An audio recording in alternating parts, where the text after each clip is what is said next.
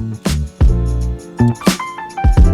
everyone, we are back with another episode of The Pulse, hosted by myself, Jade Curtis. I'm standing here with Dr. Sackey. How you doing, Dr. Sackey? I'm doing great. How you doing? Wonderful. How's your mental? I'm pretty good. I'm in a good space. That's Not good. too stressed. That's good. Good. So can you tell me a little bit about what you do and what makes you so passionate about it? Yes, so I am a psychopharmacologist. Essentially, my background is PharmD, but I have a specialty in psychiatry. I'm currently with the VA, Veterans Affairs. But outside of that, mental health is my world. I love it. I have a mental health coaching business that I recently launched. It's called Mental Keys. And the project behind the community around Mental Keys is Your Mind is Our Business. And that is a play on the concept of how in our community, Black communities, we tend to mind our own business, right? Like, how you feeling? Like, mind your business. Back off, yep. Yeah. Very guarded. So it's like, no, how about your mind is our business, right? Let's actually engage the conversation around mental health and steps that we can take to actually heal as a community. I love So I'm big on education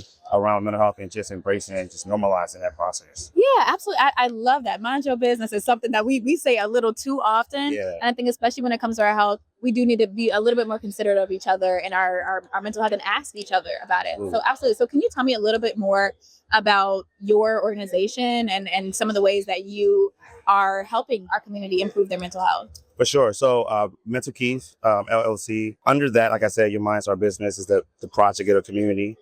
Within the coaching business, I recently launched a mental health calculator or mental wellness calculator. Yeah. And so what I wanted to do is gather or focus on the concepts or the factors that can affect our mental health. And what I noticed just practicing in the field is that there's not a lot of tools that measures in things that affects Black folks, right? Things that African Americans, minorities, we face that can impact our mental health, like racism, discrimination, and certain aspects of our diet, right? So there's so many things that I wanted to put together, and it's research-based. So it's research-backing based. And these are elements that when they're not in line, when they're not in its optimal state, it can impact your mental health. So I wanted to gather those tools and be able to apply it to my clients, and they're actually categorized in zones. So either in the yellow zone, red zone, or green zone. So red zone, obviously, there's some tools. Yeah, we need to work on some stuff. Let's talk about it. Yeah, yellow zone, you got some good factors. You know, your diet may be good, exercise may be okay, but what about your community? You have like a church or in a group that you can go to, tap into. What's your resource, your support system look like? Yes. Those are all different factors in the calculator. And then, of course, the green zone is like you're in a good space. Yeah. Keep that up. You know what I mean? And let's find ways to ensure it's sustainable. Yeah, I love that. And, I feel like one of the things that's really intimidating about people addressing their mental health in the therapy is just being honest with yourself. Yes. So is the calculator intimidating? Or like, what are the next steps if you find out you are in that red zone? So I love that you said that. For each question, I put a little note that says, your truth is your superpower. So I want everyone to embody and embrace where they are, right? And it's not a shameful act. It's not to judge you where you are. It's saying, hey, these are some things you might not realize is impacting your mental health. And so let's tap into that, And a lot of it too is with the questions, you can't tell which one is associated with the best score. You just kind of like put whatever you think is, appropriate according to what you do, and then it calculates it for you at the end. So you may not recognize that, oh, this habit, I'm actually coping with this, right? I have a client who he essentially stopped using all sorts of drugs. He was addicted, unfortunately, to certain substances. But then he decided, I want to focus on basketball. But basketball became his drug.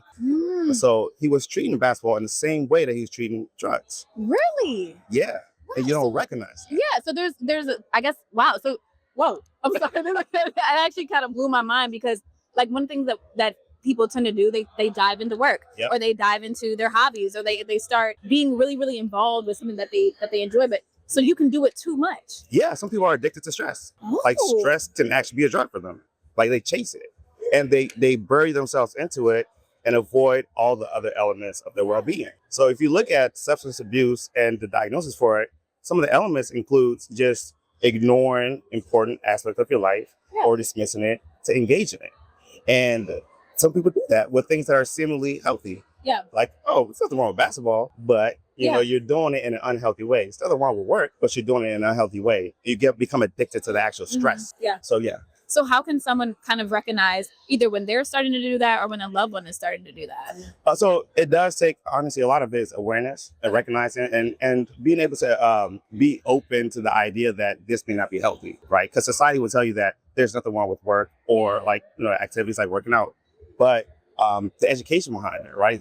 What we're doing right now, talking about it, this may spark something in someone's head and say, wow, I didn't realize that I was using this in a healthy way. And then the other thing too is just to zoom out sometimes, take a break and zoom out and see what element of your life, like what are you comprised? What is your life? What can you say about your life on a day-to-day basis? Are you doing things that gives you certain fulfillment, right? Not just happiness, fulfillment. Yeah. And what is your interaction with other people? And that's where the calculator comes into play. The calculator actually computes all of that, like community support, how you handle stress, what does stress look like to you, your diet, exercise, sleep, all those things.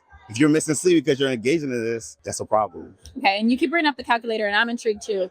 How do you find the calculator? Like, where is it? Can I use it? So anyone can use it. Okay. Right now, it's in its beta phase, right? So I did a lot of research behind it, and I'm trying to validate the tool even further. Okay. So with my mental health coaching, I have clients who using the tool on as part of like the product or like the process of coaching. And so if you are my client, yes, you use the tool and we use that as a guide for pretty much coaching you to the best mental space possible. Okay. But soon after I kind of get that all patented out and the research is solidified, it'll be publicly available. I love that. I'm going to be the first one on there. I promise you that. Gotcha. And then the other thing I wanted to ask as well is grind culture. Going back to what we were just talking about. Mm-hmm. So I know where we're all like, hey, if you're sleeping, you're missing out. So is grind culture dead? Yeah, that's trash. That's trash. Get your sleep. Was it always trash? Get your sleep. None of that. Sleep, guys. Yeah, that was it? I'll sleep when I'm dead. Yeah. That's trash. Like, so if you're not getting 6 to 7 hours of sleep, your brain is cooked. Mm-hmm. You're not able to remember, compute things, think logically, process. All those grinders that tell you that, bro, you're sleeping? Like, how you sleeping? We grinding out here. You're going to crash in like a few years. It's going to catch up to you. And we have to learn I know the whole work smarter, not harder. No, let's pay attention to that. Let's work smarter and not harder, right? You can own a business, but be able to scale it by dividing the work or identifying the ventures that can support you. This whole conference that we're at right now, Black Health Connect, this opportunity to meet with people, connect, and then build something within your vision smart. Yeah. Without losing sleep and grinding yourself to death. Mm-hmm. It's not advisable. Mentally, you're going to crash. And then you look back and say, well, what do I have? Yeah. You lose yourself for this product. Now what? Yeah. And so that kind of leads me to ask about some of these influencers who are encouraging people to get up at 3 a.m, 4 a.m. Don't do it. If you're facing ice. Yeah. So we're calling on Ashton Hall. Hey, look, if that brings you joy, if you want to wake up at 3 a.m, just go to sleep at 7 p.m. Okay. Cool. Okay. So balance. Yeah, it's cool. Like, There's nothing wrong with the time. It's just the quantity of sleep. Yeah. And the quality of sleep, for sure. But to your point, yeah, social media will give you the false version of everyone's sort of story. Yeah. Or the glamorous version of everyone's story. And we have to be able to really identify who we are, who God made us to be, why we're here on this earth, and how we function, And so not everything applies, You can try things out. I've tried so many different types of diets to see how it fits me. And you'll see, like, research will tell you, certain diets work for certain people, certain doesn't for other people. So look at it, analyze it, but always remember you are still you. Okay. You are not Ashton Hall or any of these other people out here. Shout out to him. We're not running by the trucks. Okay. Got it. And so another thing I wanted to ask about, just considering the climate right now, war anxiety. What are some tips that you have on coping with war anxiety, the stress of everything going on? What are some tips you have? Like Kendrick says, turn the TV off. Ooh, okay. Turn the TV off. Like we have to be able to mute some of those noises, right? So the anxiety is essentially fear of the unknown, fear of what has not happened yet. There's studies out there. There's a recent study that talked about how there was 92% of the things that the participants thought was going to happen did not happen. So think about all those things in your head. 92% of that did not happen. You spent that time in the present perseverating over something that never actually materialized. And now you wasted that day. Yeah. You wasted that time. Mm-hmm. So anxiety will imprison us. We understand that there's some crazy stuff happening out there in this world, but take the relevant information, go about your day. Yeah.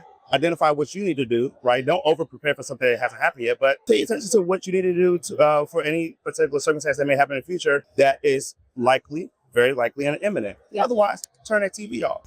Go touch some grass. Yeah, absolutely. Go touch that grass. Okay, I love that. A tip for any male or anyone who notices their male counterpart, father, brother, boyfriend, husband, struggling with their mental health. One tip for them. One tip. So, Or three. Okay, I'll put a few out there. There's strength in your vulnerability. That's where the true strength is, right? And so when you're able to identify and search within yourself and see, well, what is going on mentally, physically, emotionally? When you can recognize that you are not 100%, that's where the strength is. That's where courage is. That's where bravery is. It's saying that I'm not exactly where I need to be. But people kind of try to mask how they feel and kind of posture like they're, they got it all together. But that's actually fear driven. Fear of finding out that you're not perfect. Fear of finding out that you don't have it all together. There's strength and vulnerability. Another would be this applies to everyone, is to maintain and embrace your presence in the present. Meaning you want to be able to recognize and see where you are today instead of focusing on the future, focusing too much in the past, right? I like to say focusing too much on the past is depression. Focusing too much in the future is anxiety. You want to be in the present as much as possible. Okay. So those, I'll leave with those two. Yes, I love that. Thank you so much. No and I want to thank you again for joining us on the episode of The Pulse. Absolutely. We hope to see you again on our show soon. Yes. And everybody out there, definitely follow yourmind.ourbusiness. That's my page. I do a lot of education behind mental health. And again, for our community, for us, by us. So I love the opportunity to just talk about our minds, where we are. So cheers to everybody. I love what y'all doing as well, too. Thank you. We love what you're doing, too. Thank you so much. See you soon.